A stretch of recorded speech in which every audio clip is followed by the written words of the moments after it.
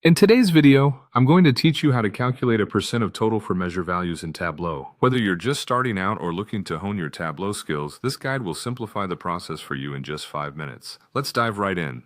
First things first, launch your Tableau app. Once you've got that up and running, you'll want to access the worksheet you're planning to work with. This could be any data set available in your Tableau dashboard. Now, let's begin by dragging a dimension, specifically the measure names, onto the rows shelf. This sets up your workspace, allowing you to work efficiently with different measures of data. Next, you'll need to drag measure values into the marks field, then set these to label. This ensures that your data is displayed correctly and is easy to interpret at a glance. Following this, take measure names once again, but this time drag them to the filters. Click and select Edit Filters to continue the process. Here you'll have the option to select specific measures such as discount, quantity, profit, and sales. Be sure to unselect any other measures that you don't need at this time. Once you've done that, go ahead and click OK. After this, you'll want to click the Sort Ascending icon located on the top menu to organize the data in a more readable format. The next step is to right-click on your sheet and select Duplicate. This is where you can customize your sheet further, and a good practice is to give it a meaningful name. For example, you might call it Percent Measure to make it easily identifiable later.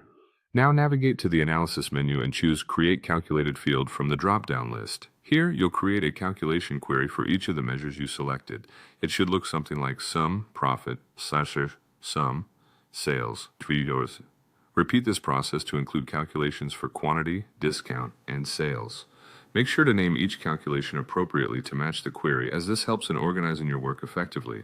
Continue by clicking on the first item in your list, such as discount, and select Show Header.